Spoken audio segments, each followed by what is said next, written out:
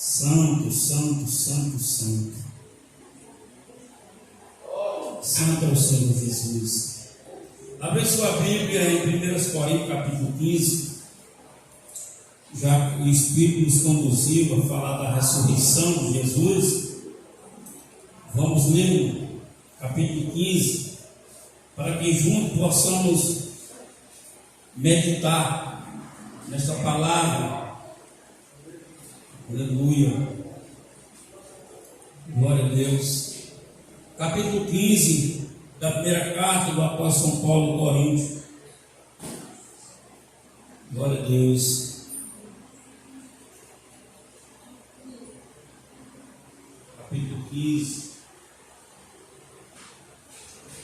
Aleluia. Glória a Deus.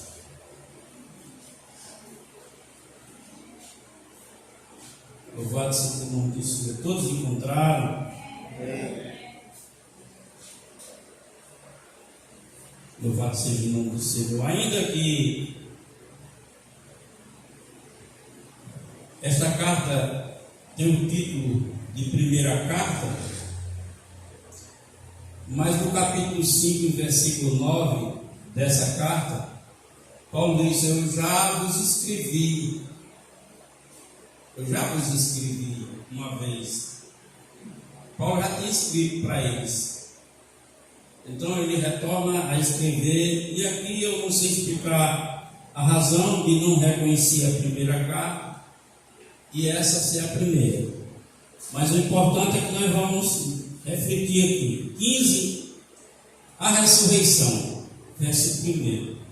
Também vos notifico, irmãos, o evangelho que já tenho anunciado, o qual também recebeste, no qual também permaneceis, e pelo qual também sois salvos, se o retiverdes tal como tenho anunciado, se não é que crestes em vão. Porque primeiramente vos entreguei o que também recebi, que Cristo morreu por nossos pecados, segundo as Escrituras, e que foi sepultado, e o que ressuscitou ao terceiro dia, segundo as Escrituras, é que foi visto por servos, e depois pelos 12. Depois foi visto uma vez por mais de 500 irmãos, dos quais vive ainda a maior parte, mas alguns já dormem também. Depois foi visto por Tiago, depois por todos os apóstolos, e por derradeiro de todos me apareceu também a mim, como um abortivo. Glória a Deus. Poder sentar, por favor. Glória a Deus. Louvado seja o nome do Senhor.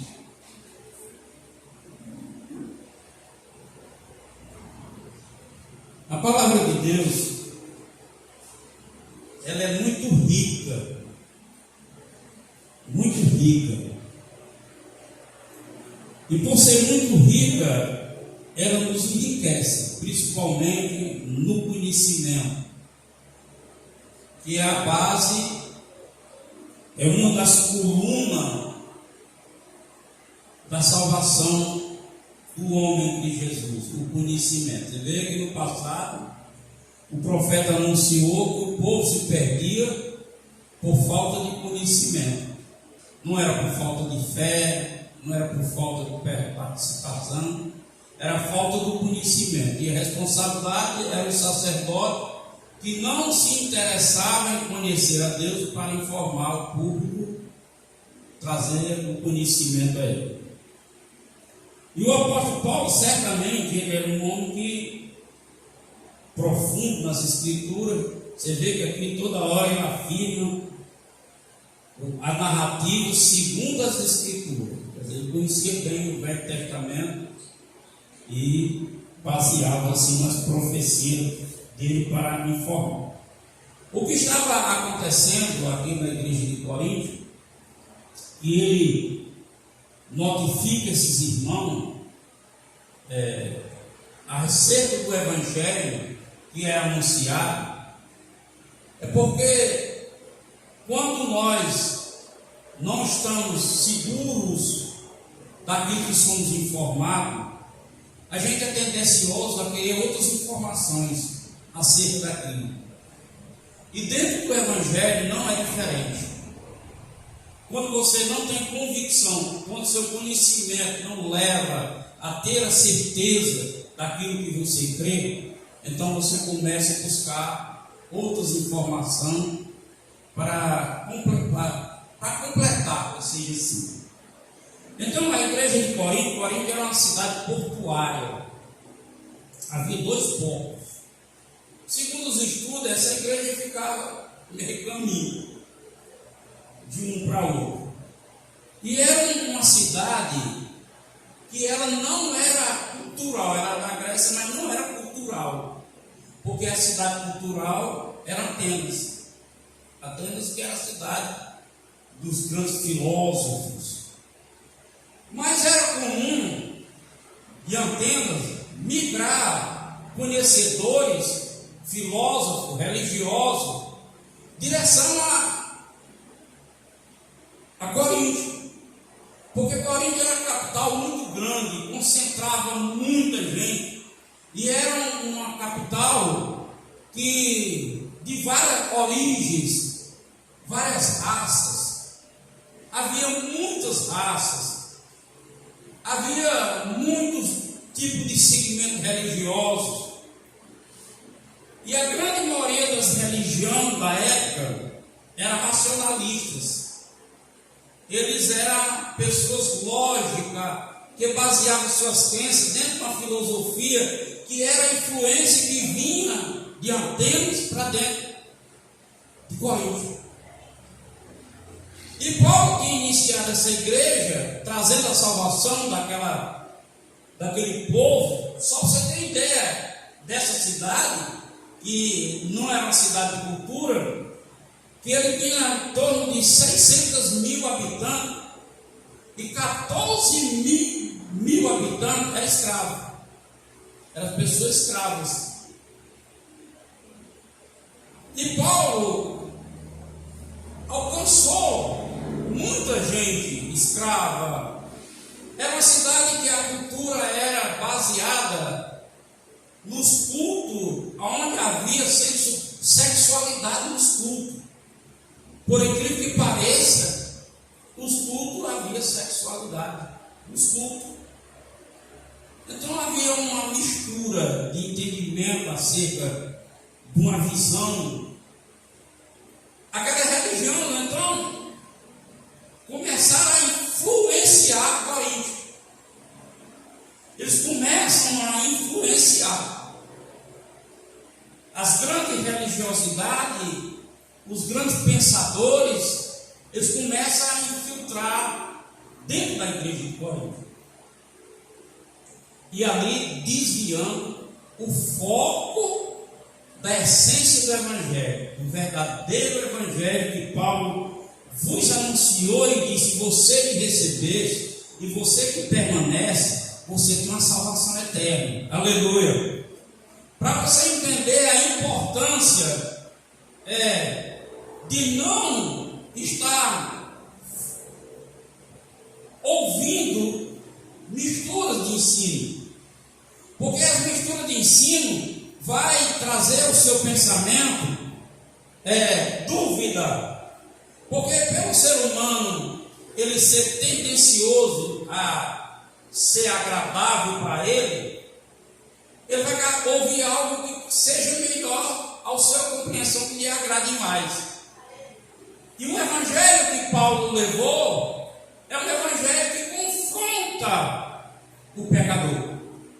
Ele confronta as origens do homem condenado, a tal ponto que a maioria das pessoas não gosta nem de ouvir mensagem que fala de pecado, que fala de inferno. As pessoas não gostam, porque lhe desagrada. Aleluia! E Paulo, percebendo essa influência adentrando a igreja, então ele notifica os irmãos com essa carta para dar os fundamentos, para firmar a igreja na salvação. ele diz: eu recebi a informação, que o Senhor morreu e ao terceiro dia ressuscitou. Então, o fundamento da salvação está relacionado à morte e ressurreição de Cristo, que é o maior atributo que Deus pode nos oferecer, é o maior que Ele pode nos oferecer, aleluia, é esse amor que Ele dedicou a nós, abrindo mão do Filho para nos abraçar, aleluia. Ele cruzou os braços para o Filho na hora da agonia, da dor, do sofrimento. Ele cruzou os braços para o Filho e abriu os braços para a humanidade, aleluia, para que nós pudéssemos ser salvos. Glória a Deus. Então Paulo ele diz: olha, então o fundamento está baseado na morte e na ressurreição. É um relacionamento, um fundamento relacionado ao grande amor de Deus por nós. E em seguida ele vai dizendo os testemunhos dessa verdade, que Cristo morreu e ressuscitou, porque quando ele morreu foi visto, foi acompanhado do sepultamento, e depois foi visto por pessoas. Ele vai dizendo a quantidade de pessoas, chega a dizer um número bem grande, 500. Depois ele diz: ultimamente ele apareceu a mim como um abortivo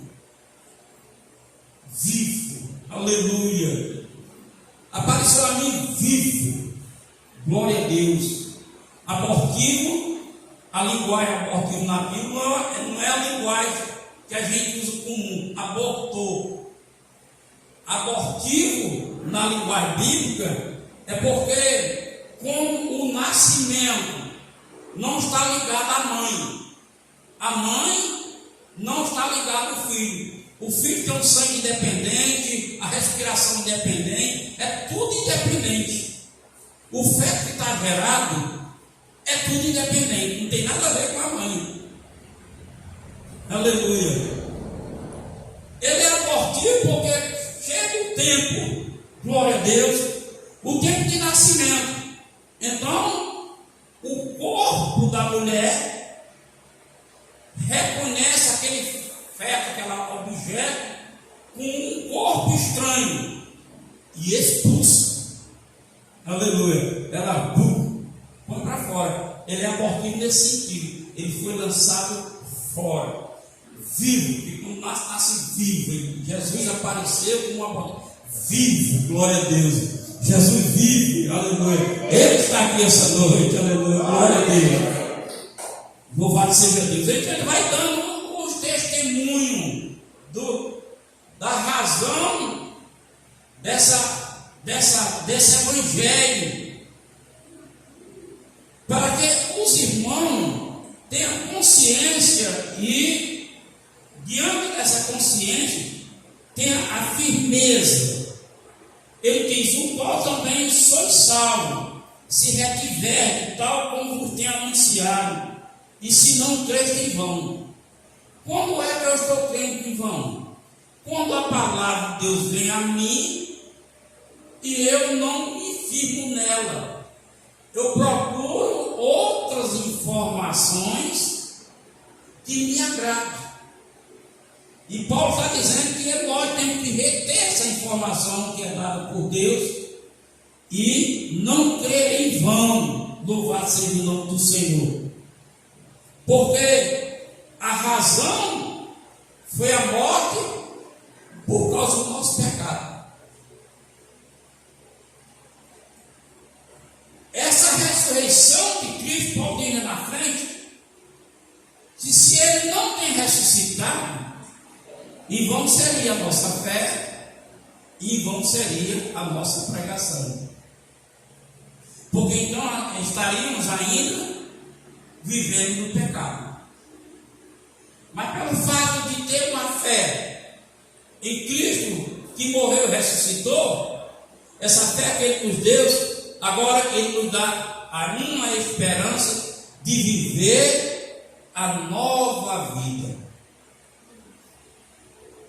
A nossa fé agora nos leva a viver a nova vida em Cristo.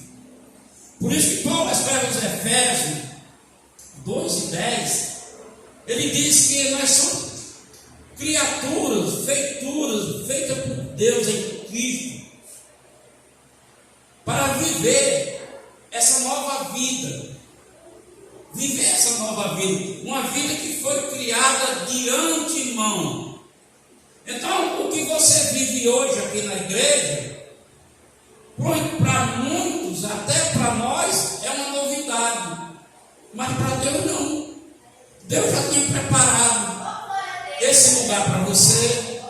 Aleluia. Deus já tinha preparado a fé para que trouxesse você.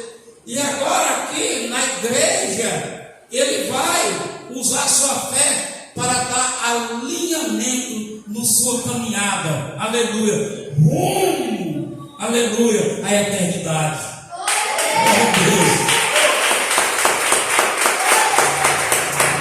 Então o apóstolo Paulo, ele dá os testemunhos e diz que ainda há alguns que ainda vivem, outros já dormiram. E quando Paulo diz isso, foi no ano 63 depois de Cristo. 63 anos depois da morte de Cristo e ressurreição, havia ainda homens que viveram com Cristo e estavam vivos, para dar testemunho. Então Paulo, ele observa como pastor que os pensamentos racionistas, os pensamentos filosóficos, as doutrinas das religiões estavam infiltrando e mudando a maneira de comportar-se a igreja. E isso serve para nós, no dia de hoje, como advertência. Porque é por essa fé, baseada no relacionamento de amor, que o reino de Deus é formado. Por isso que Lucas escreve, capítulo 17, versículo 20 em diante, ele diz: quando disserem, o reino de Deus está ali, vem dali, ele diz: o reino de Deus está entre vós. O reino de Deus está entre vós. Ele diz entre vós porque o reino de Deus era Ele. O que significa Ele? Porque foi Ele que veio da origem do céu. Reino de Deus significa origem do céu, origem de Deus. Então entre eles estava a origem de Deus, que era Jesus Cristo. O reino de Deus está entre vós. E João resiste. Depois João, no evangelho, ele diz, numa conversa lá, ele diz: olha, hoje me vereis, depois não me vereis mais. Depois volto a me ver, e depois não me verei mais. Ele estava falando justamente: vocês estão me vendo agora, eu estou no vosso meio, como reino de Deus, como origem de Deus, aleluia. Aqui eu estou guardando vocês, protegendo vocês, ensinando vocês. Daqui a pouco vocês não me verem mais. Por quê? Porque ele morria. Ele ia morrer. E depois você me vereis, porque ele ia ressuscitar e vir enquanto Deus. E depois não me verei mais, porque ele ia ressuscitar e ia para a glória. Aleluia. E os discípulos não estavam entendendo. Agora vamos entender nós hoje. Graças a Deus as Escrituras nos ensinam e o Espírito dá o discernimento. Como o relacionamento está baseado, fundamentado no amor de Deus conosco, agora em Cristo Jesus, por esse amor nós constituímos o reino de Deus dentro de nós. Significa o quê? O reino de Deus não está ali, não está aqui, o reino de Deus está entre vós. Naquele tempo, o relacionamento com eles era presencial. Jesus era presente. Aleluia. presente toda hora com eles. Depois de você, estágio disse, depois você não me verá mais. Significa relacionamento não mais externo, relacionamento interno. O que você via de mim fisicamente, você agora vai ter que ver internamente dentro de vós. E aí está estabelecido o reino de Deus, quer dizer, a origem de Deus dentro de você. E nesse momento define Jesus para nós, como Paulo define aqui, o que é viver relacionamento e o que é viver religião. Porque a gente escuta muito dizer, eu mesmo gosto de dizer, para que a gente não viva religiosamente. Deixa eu explicar a essência dessa palavra. É porque a religião, ela é regras postas, baseadas nas doutrinas da palavra, para negativar uma pessoa, tá? Dizer não para ela. Dizer não, vamos dizer, um evangélico, um homem aceita Jesus, e ele ouve logo em seguida dizer, pronto, a partir de agora você não pode beber mais. Eu bebia. Então aceitei Jesus, a partir desse momento já estou religiosamente, eu já não posso beber mais. Se eu roubava, ele começa a formar o estatuto do reino nele, como religião. Porém, chega um tempo que você não mais vive a religião. A religião é para lhe informar, licenciar. Paulo escrevendo aqui no capítulo 1, versículo 7, 8, 9, estou lembrado, ele diz: a lei é muito boa para o imperfeito, para o matricida, para o homicida. Ele vai dando uma lista negativa de comportamento, de ação humana. Ele diz: a lei é muito boa para isso, para o injusto, para o justo, não existe lei. Aleluia. Esses mandamentos, essas ordenanças, ela é religiosamente. Agora, nós vivemos o relacionamento. Agora nós temos maturidade para entender que não precisa dizer não para aquilo que não é para fazer. É preciso entender que aquilo que não é para fazer é para eu dizer, eu não quero, porque agora eu me relaciono com alguém que é justo, que é santo, que é perfeito, que não tem erro e não tem falha, e o propósito dele é me tornar como ele. Aleluia! Glória a Deus!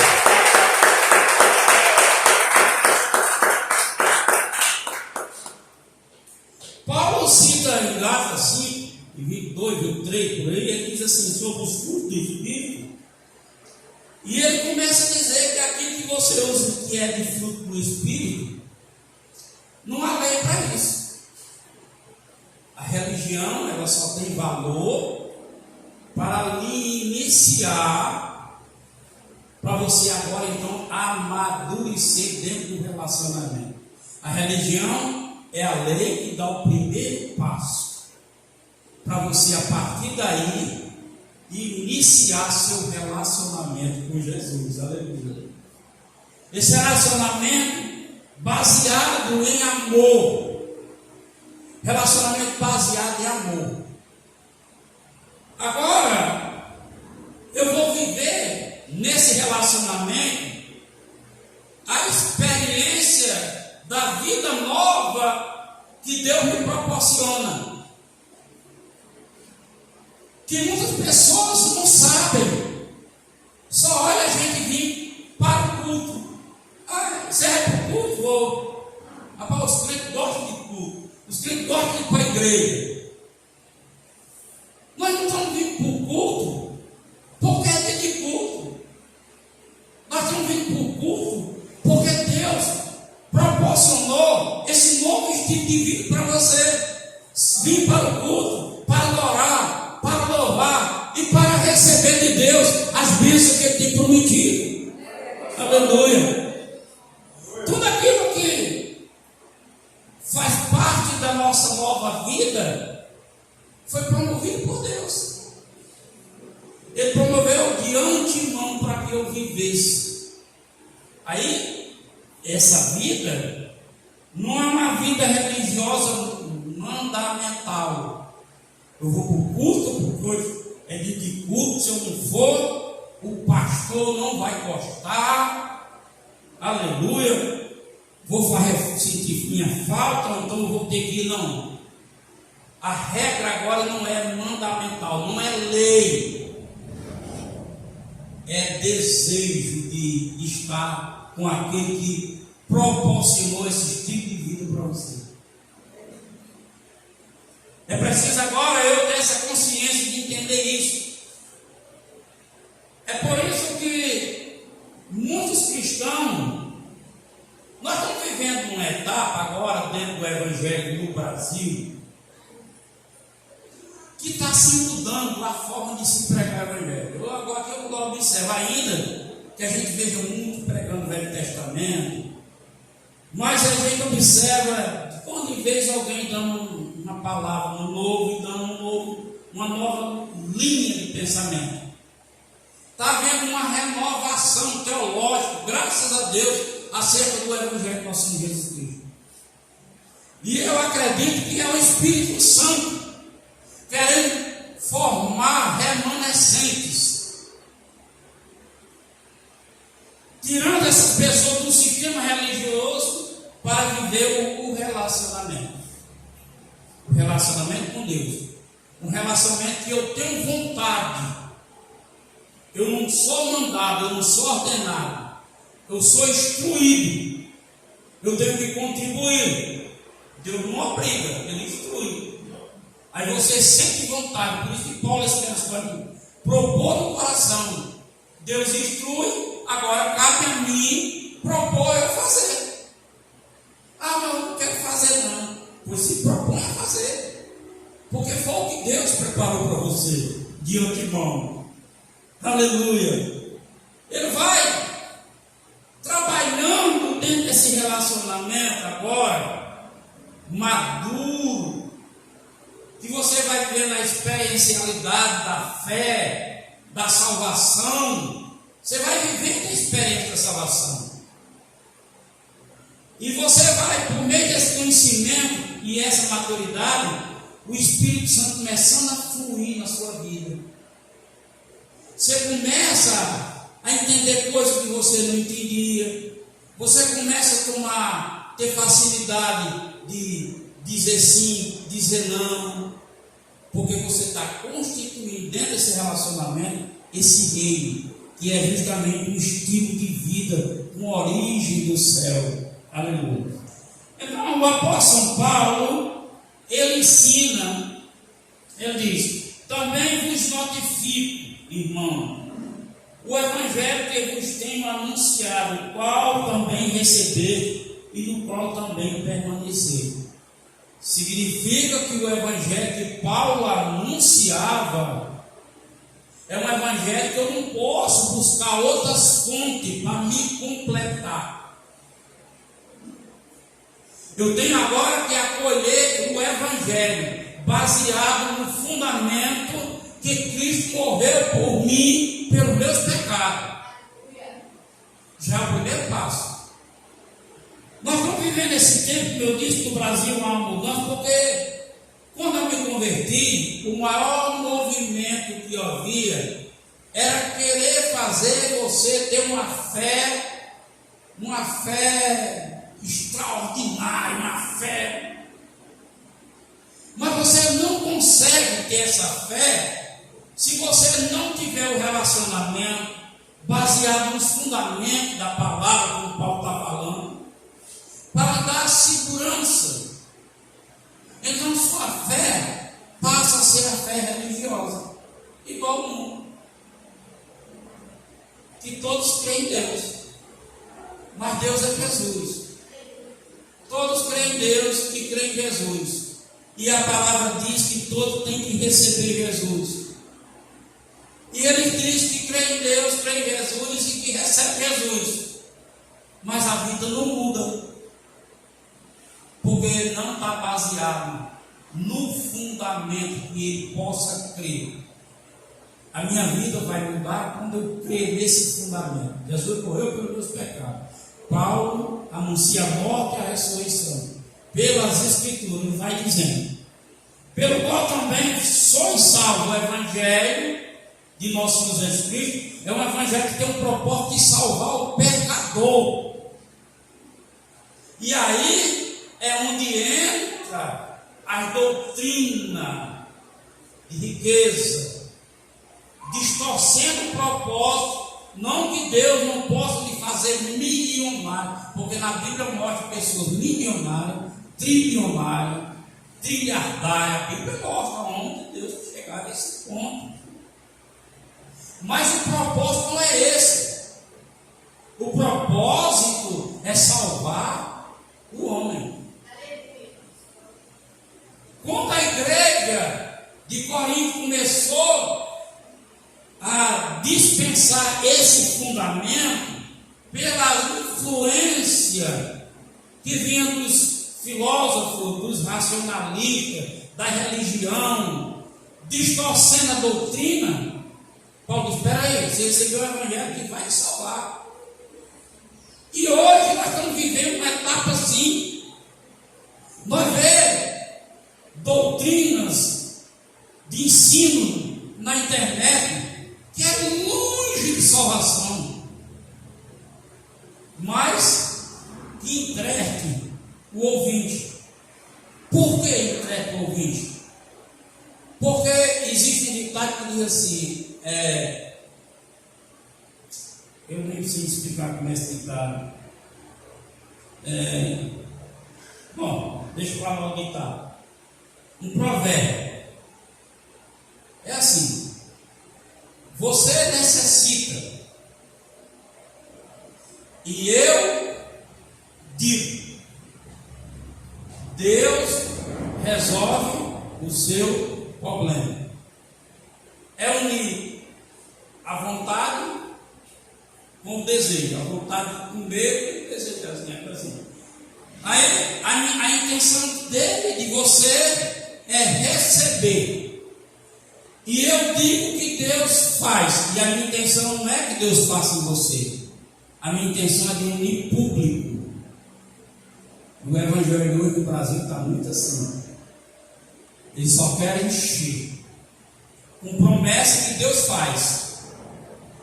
E em meio assim a 20, 30 mil, tem culto no Brasil de igreja que tem 15 mil pessoas, 50 mil pessoas, cruzada de 700 mil pessoas, 1 milhão. Entre esse multidão entra aquilo que é prometido como promessa. Entra a loteria. A loteria. Deus está dizendo, Deus está prometendo, e essa loteria, alguém vai estar naquela condição de quando receber, a pessoa imaginou que foi o cumprimento, mas foi apenas uma loteria. Porque as promessas de Deus na salvação, elas são conjugadas. Não tem uma promessa de Deus que não seja conjugada. Todas elas são conjugadas a alguma coisa. E tem coisas que são prometidas que não tem nada a ver com a fé, nem com religiosidade, nem com nada. Vou citar um exemplo.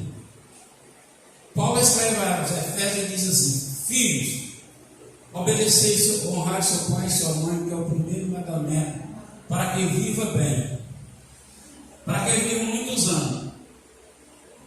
Nem precisa de fé e nem precisa de crença, só precisa da obediência, obedecer os pais. Como é que é?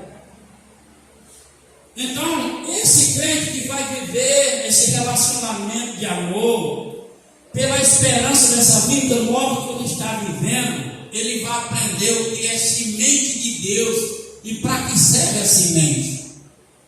Porque o maior trato dos cristãos hoje em dia, ele não sabe que semente estão plantando.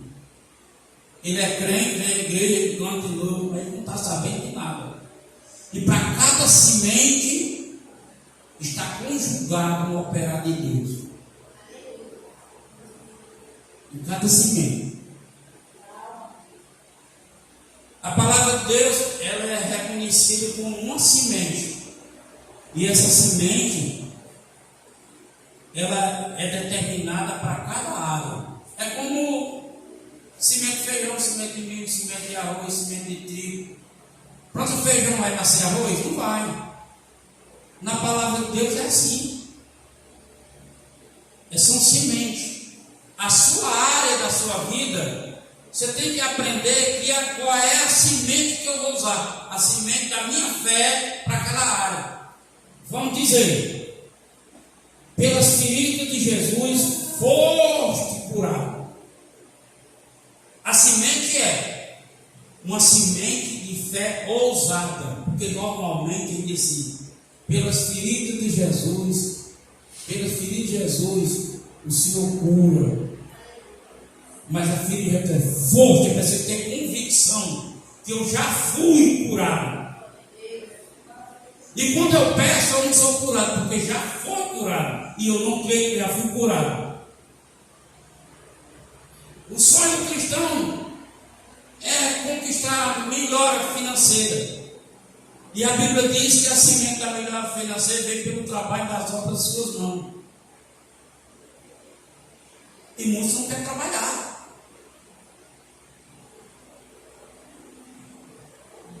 A área financeira abençoada vem pelo dízimo. Vem pelo dízimo. E o dízimo pode ser dinheiro e pode ser promessa. Você pode devolver, você pode pagar, tanto faz e tanto fez. Porque quando você usa a semente, você pode falar com Deus. Ele diz: fazer prova de mim. Aí você pode fazer prova. Você pode conversar com ele. O que acontece? Que a maioria das sementes que são semeadas no meio cristão e ele não entende e nem quer entender, é porque muita semente ela é de contexto espiritual. Você não dá notícia. Você não dá notícia. Aí a pessoa não quer obedecer porque não vê o resultado, não está vendo. Vamos dizer, Jesus disse: com a mão você dá esmola para que a outra mão não veja. Aí não tem graça. Porque você acha bom é dar para a pessoa ver. Ele toma na carne, aí olha para um lado para o outro, pega 10 reais aí. Porque é de cunho espiritual. Você não sabe chegar disfarçado ali. Porque é de cunho espiritual. São muitas coisas. Perdão. O seu perdão é de cunho espiritual. O perdão que você libera não quer dizer que a pessoa lá vai ser sua amiga, seu amigo, vai fazer favor para você, não. É de cunho espiritual. Aí não tem. Nem para mim mesmo. Que a caminhão dá um perdão, passo por mim mesmo, aí vira a cara para o outro lado. Não tem nada a ver. Porque você está fazendo isso porque você não é mais religioso, você amadureceu. E agora, aleluia, você está vivendo a nova vida que Deus preparou. E dentro desse relacionamento você vai entender que o amor que Cristo tem por você, Cristo tem por essa pessoa. E você dá um perdão como Cristo já deu. Aleluia. Louvado seja Deus, é maravilhoso. Então eu quero que 2024 haja na sua vida um resplendor de Deus. Mas o resplendor de Deus não vai acontecer a não ser que Ele queira jogar luz sobre você. Senão, você tem que ir para o ambiente. A igreja é o ambiente. É o ambiente aonde aqui você é instruído, você é orientado, você recebe a unção, você recebe a bênção. Não é que Deus não te ouça em casa, não é que Deus não te atende em outro lugar. É você estar num local que é propício para Deus operar maravilha. Aleluia, a igreja é um lugar propício. Por isso que Ele criou a igreja, para ser propício para Ele fazer um milagre. Aleluia.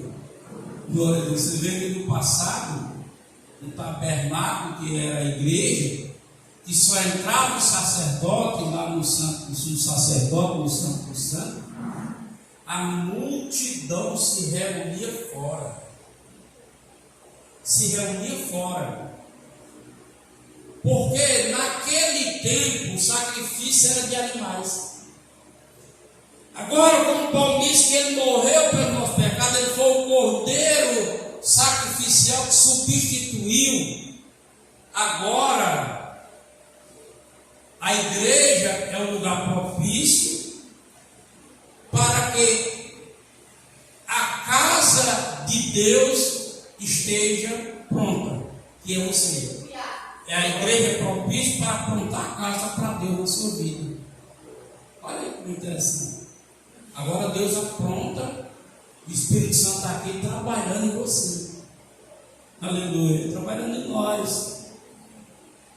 Porque primeiramente eu vos entreguei, eu também recebi que o Senhor Jesus morreu pelos nossos pecados, segundo as Escrituras, que foi sepultado e o que ressuscitou ao terceiro dia, segundo as Escrituras, e que foi visto por Cefas, depois pelos 12, depois foi visto uma vez mais por mais de 500 irmãos, dos quais vive ainda a maior parte, mas alguns já dormem também.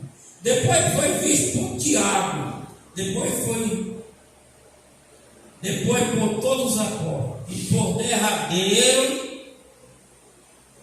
de todos me apareceram também a mim como um abortivo. Ele faz essa narrativa com esse fato presencial para aqueles que viveram com Jesus, presencial, e ele destaca que também viveu essa experiência. Agora, o que ele quer fundamentar em nós dentro dessa relação é porque também nós vamos ter o direito dele vir também ao nosso culto. Eu não sei dizer o dia, mas ele vem. Ele vem a esse encontro para aqueles que creram no Jesus que morreu e ressuscitou. Para aqueles que têm recebido o Evangelho que salva, porque ele só vem buscar salvo. Aleluia. Para aquele que enfrenta as dificuldades, as necessidades, os problemas e lutas, mas não desanima e permanece com ele, porque diz aquele que permanece. Para esses, aleluia, prepara a igreja, porque Maranata, aí vem o Senhor a seu encontro, para que você veja com seus próprios olhos, aleluia, aquilo que você jamais viu. Agora você vê com seus próprios olhos, aleluia. E nesse dia, depois diante do amadurecimento que você já teve, passando o tempo da religiosidade, agora vivendo o tempo do relacionamento, enfrentando as tribulações que a vida, os labirintos que a vida nos leva, depois de viver toda essa experiência, de viver tudo isso, ainda assim o seu coração arde, de esperança, aleluia, de confiança, e diz no momento mais difícil: Jesus, tem misericórdia e leva-me contigo, porque é assim que há o desejo do coração de quem serve a Deus. E Paulo encerra dizendo: porque eu sou o menor dos apóstolos, que não sou digno de ser chamado apóstolo, pois me persegui a igreja de Deus. E quanto de nós não complacemos contra Deus? Quanto de nós não dissemos tanta heresia contra Deus? Quanto de nós não duvidamos de Deus? Mas nós tivemos um encontro pela uma fé que Paulo diz que é um dom que Deus nos deu, para nós reconhecer que Cristo morreu e ressuscitou, e que hoje Ele vive, aleluia, para nos dar esperança para essa vida nova, uma vida nova que ainda é sofrida, mas haverá momento de regozijo, porque tudo isso que nós fazemos aqui nessa casa é adorar o Senhor, louvar o Senhor e preparar para definitivo estar